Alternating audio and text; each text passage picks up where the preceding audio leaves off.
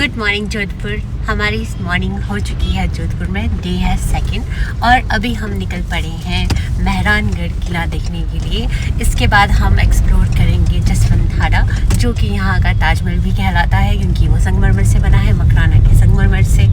और मकराना का तो हम नाम ही सुनते थे, चलो खाने भी देख लिए हमने कुछ राजस्थान में माइनिंग की, जहाँ बालू पत्थर निकलता है, रेड सैंड। और बस ये एक्सप्लोर करने के बाद आज ही हम निकल जाएंगे जैसलमेर की तरफ। बाकी देखते हैं आज का डे 2 कैसा रहने वाला है जोधपुर में। आई होप अच्छा ही रहे, कल की तरह ना हो। आज मैंने वियर किया है ये घूमर ब्रांड की तरफ से, मुझे कैजुअल सा सूट रिसीव हुआ था फॉर बिहार। बस आज दिन प्रोडक्टिव रहे, घूमने के साथ साथ साथ शूट भी हो जाएगा और क्या चाहिए, दिन अच्छा हो जाएगा। ये है मेहरानगढ़ का नज़ारा।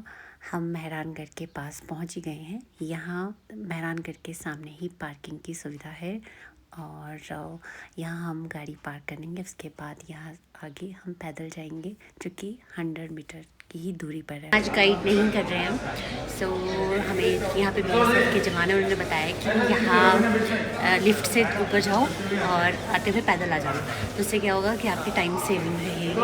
तो बस हम लिफ्ट में लाइन में लगे हैं, बस ऊपर पहुँचेंगे। मेहरानगढ़ में एंट्री चार्जेस है 200 पर पर्सन, और अगर आप लिफ्ट का यूज़ करते हैं तो यहाँ चार्जेस रहेंगे 50 फीस पर पर्सन। और ये जो मेहरानगढ़ है ये वन ऑफ द लार्जेस्ट दुर्ग है इंडिया में, और यहाँ की जो नक्काशी है बिल्कुल बारीकी से पत्थर की, वो बहुत ही अच्छी है। मेहरानगढ़ से कुछ इस तरह नज़ारा दिखाई देता है ब्लू सिटी जोधपुर का। यहाँ लोगों के सभी घरों के रंग नीले हैं। जो राजा होते थे वो पुराने समय में ना जो किले बनाते थे वो हमेशा किसी ताल तालाब या नदी के किनारे या किसी झील के किनारे होते थे। इसलिए होता था ताकि उनको जो है आसानी से सुविधाएं मिल जाए, और हमेशा टीले पे किले बनाए जाते थे ताकि राजा जो है अपने किले की सुरक्षा कर सके। किले ऊपर हाइट में भी इसलिए होते हैं ताकि कोई दुश्मन अगर उन पर हमला करेगा तो क्या होगा, वो यहीं से उनको तोपों से उड़ा देंगे उन पर आसानी से हमला हो सके, और जो उनके पास धन संपदा है उसकी वो सुरक्षा कर सके, मतलब उसको सुरक्षित रख सके। ये है श्रृंगार चौक, क्योंकि यहाँ पर राजाओं के राज तिलक हुआ करते थे, इसलिए इसे श्रृंगार चौक कहा जाता है। इसके पास ही यहाँ पर म्यूज़ियम बने हैं, जहाँ पर बहुत से हाथियों के औदे, पालकियाँ, पालने, पेंटिंग्स और भी कई अस्त्र शस्त्र यहाँ पर सजाए गए हैं। ये पेंटिंग्स भी उस ज़माने की हैं, और यहाँ कुछ ऐसे औजार भी रखे गए हैं जो कि सोने से बने हैं, जैसे कि अभी मैंने आपको बताया एक हाथी का औदा, जो कि यहाँ काफ़ी बड़ी पालकी है और सोने से बनी है, असली सोने की 24 कैरेट गोल्ड से। अब देखते हैं इस महल की सबसे खूबसूरत चीज़, और वो है ये फूल महल। राजा अभय सिंह जी ने ये फूल महल बनाया था अपने मनोरंजन के लिए। यहाँ पर नृत्य किया जाता था नर्तकियों द्वारा, और ये इतना ज़्यादा खूबसूरत है। जो आप यहाँ छत पर गोल्ड का काम देख रहे हैं, ये असली गोल्ड का बना है, और इसमें काले रंग के धागे से ये जो गुच्छे आप देख रहे हैं ये इसलिए लगाए गए हैं ताकि इसमें नज़र ना लगे इस सुंदर से कक्ष को, और इसे नृत्य कक्ष भी कहा जाता था। आगे भी कुछ जगह पर उस ज़माने के राजाओं के पालने रखे गए हैं जो उस समय उपयोग में लाया करते थे, जो कि अभी भी सुरक्षित है। ये राजा का बेडरूम था, और राजा की सबसे ज़्यादा रानियाँ 30 रानियाँ हुआ करती थी उस समय। 1843 की ये बात है, और ताकत सिंह इस राजा का नाम था। दूर की एक खिड़की से कुछ इस तरह नज़ारा दिखाई दे रहा था। अब पहुँच गए हैं हम होली चौक पर। यहाँ रानियाँ होली खेला करती थी, और यहाँ पर पुरुषों का आना अलाउड नहीं। मेहरानगढ़ की खूबसूरती को 4 चांद लगा देती हैं रेड स्टोन पर बनी हुई ये जालीदार नक्काशी। यहाँ ये जालीदार नक्काशी इसलिए भी की जाती थी ताकि सूरज की रोशनी आसानी से अंदर आ सके, और उस समय पर्दा प्रथा हुआ करती थी, तो रानियाँ ओपनली कोई भी कार्यक्रम नहीं देख पाती थी, तो यहाँ से वो झरोकों से वो कार्यक्रम या राज्याभिषेक आसानी से देख लिया करती थी। मेहरानगढ़ के प्रत्येक प्रांगण पर इस तरह की तोपें अभी भी लगाई गई हैं, और यहाँ से कुछ इस तरह नज़ारा दिखता है उम्मैद भवन पैलेस का, जो कि यहाँ से काफ़ी दूर दिखाई दे रहा था ताजमहल की तरह। बस हमने ऑलमोस्ट घूम लिया है मेहरानगढ़। अब हम निकल रहे हैं जसवंत ठाडा की तरफ।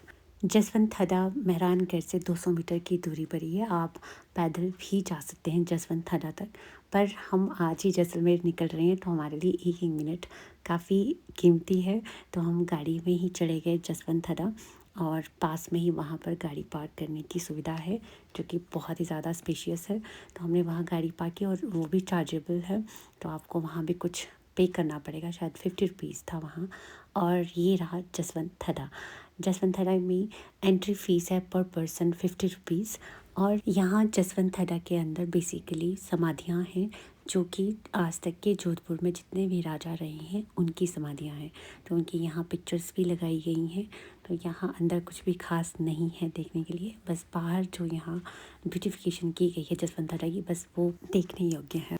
जसवंत थड़ा देखकर हम फ्री हो चुके हैं, बस हम पार्किंग में पहुंच गए हैं। कुछ इस तरह है यहाँ पर पार्किंग की सुविधा, और जसवंत थड़ा के पास ही कुछ इस तरह ताल भी बना है जो कि खूबसूरत है। बस निकल रहे हैं हम यहाँ। फ्रूट्स हमने ले लिए हैं लेकिन अच्छे नहीं हैं, खास नहीं है। शिमला में वैसे एक बात का सुख है कि आपको ताज़ी सब्जियाँ और फ्रूट भरपूर मिलेंगे। हस्बैंड गए हैं चटर पटर लाने, बस सारा कुछ लेकर जो है हमारी जर्नी शुरू हो जाएगी जैसलमेर के लिए।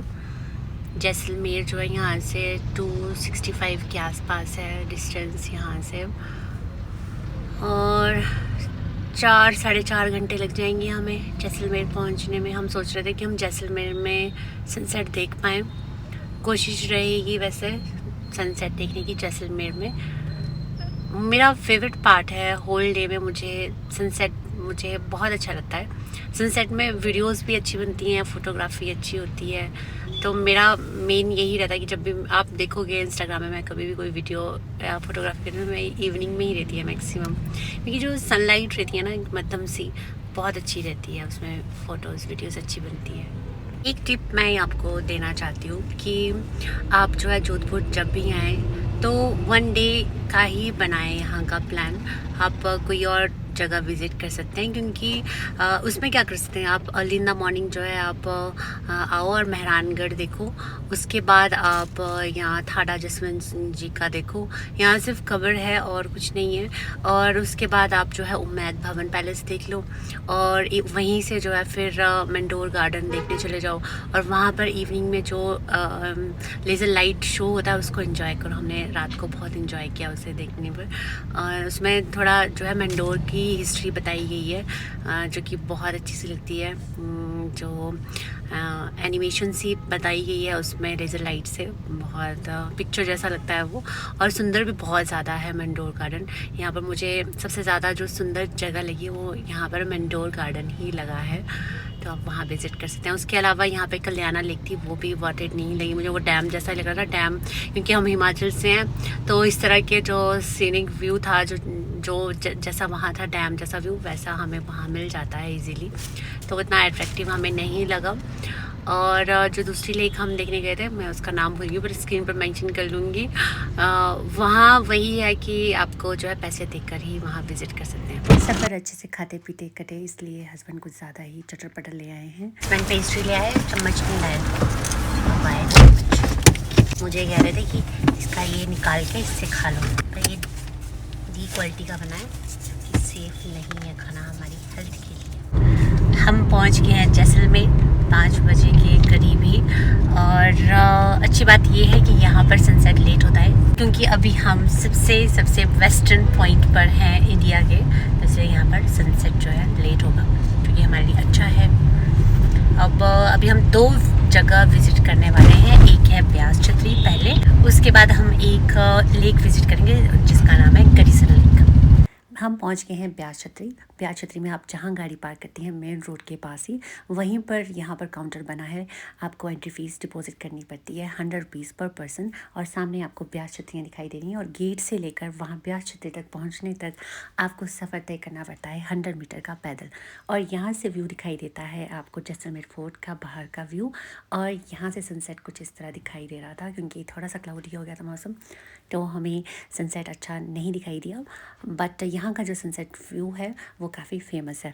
लेकिन यहाँ आकर मुझे थोड़ी सी डिसअपॉइंटमेंट्स ये लगी हैं कि ये बेसिकली छतरियाँ जो हैं ये समाधियाँ हैं और यहाँ शमशान घाट है इसी के साथ में, और रिचुअल के अकॉर्डिंग इस तरह की जगह पर जाना हम सही नहीं मानते हैं। तो डिसअपॉइंटमेंट्स ये भी हाथ में लगे कि आप एक शमशान घाट को दिखाने के लिए 100 फीस चार्ज कर रहे हैं। इतना चार्जेस मेहरानगढ़ को देखने के लिए भी नहीं थे। मेरा ये मानना है कि यहाँ पर एंट्री निःशुल्क होनी चाहिए। बस अब हम जा रहे हैं दौड़ कर गड़ीसर लेक देखने, क्योंकि सनसेट हम वहाँ देखना चाहते हैं अब। पर आज मौसम ख़राब हो गया है सो नहीं देख पाए, लेकिन यहाँ नज़ारा बहुत सुंदर था। 6 बज गए हैं यहाँ पहुँचते ही हमें, और थोड़ा सा अंधेरा भी होने लगा है। गड़ीसर लेक में भी 6:30 पर laser light and sound show होता है, तो हम सोच रहे थे कि क्यों ना तब तक हम यहाँ बोट राइड कर लें, तो हम इसलिए बोट राइड कर रहे हैं और मज़ा ले रहे हैं बोटिंग का। बस अब हम किनारे पर आ चुके हैं और 6:30 पर लेज़र लाइट शो शुरू होने वाला है। तो वहाँ हम पहुँचे तो बहुत से लोग इकट्ठा हो गए थे वहाँ और अपनी अपनी सीट्स पर बैठ चुके थे, और ऐसा लग रहा था जैसे पुराने समय में मूवी देखने के लिए लोग इकट्ठा हुआ करते थे, वैसा सेम फील हो रहा है। ऐसा ही अब है मिलता है जैसलमेर के रामदेवड़ा में। गड़ीसर लेक से अब हम फ्री हो चुके हैं। रात के बज गए हैं 7:45। बस हम होटल रूम की तरफ जा रहे हैं, वहाँ चेक इन करेंगे। और आज का दिन बहुत ही ज़्यादा प्रोडक्टिव रहा, क्योंकि हमने सुबह उठकर जो मेहरानगढ़ जोधपुर में जो था, और उसके बाद हमने जसवंत धारा देखा, और उसके बाद हम जैसलमेर भी पहुँचे, और जैसलमेर में हमने 2 जगह एक्सप्लोर कर ली। यहाँ पर हमने ब्यास छतरी और उसके बाद जो है हमने ये गड़ीसर लेक देख ली, और यहाँ पर हमने वोटिंग भी की, और बाद में हमने यहाँ पर लेज़र लाइट शो भी देखा। सो आज का दिन तो बहुत ही ज़्यादा प्रोडक्टिव रहा। बस अब देखते हैं बीच रास्ते में अगर हमें अच्छा सा कोई रेस्टोरेंट दिखता है तो हम वहाँ डिनर कर लेंगे, अदरवाइज़ होटल रूम में करेंगे। आज हमारा स्टे है यहाँ पर।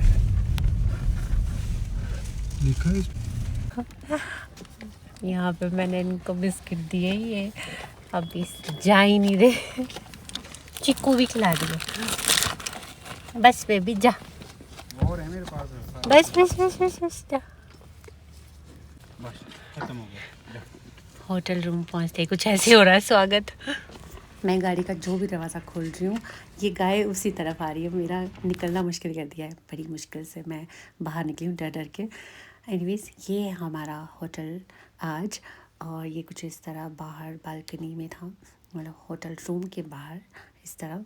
और ये है हमारा बेसिकली रूम आज के दिन। कल का तो हमारा नेक्स्ट डे डेजर्ट में रहने वाला है जैसलमेर में। सो ये है यहाँ का वॉशरूम।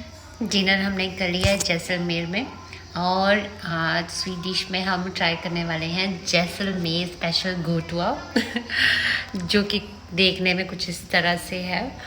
वैसे इसमें 2 पीस देखे, लेकिन हमें आया एक ही पीस है, तो एक लड्डू टाइप सा है। ये मुझे बेसन का लग रहा है, बाकी खा के देखते हैं कैसा है।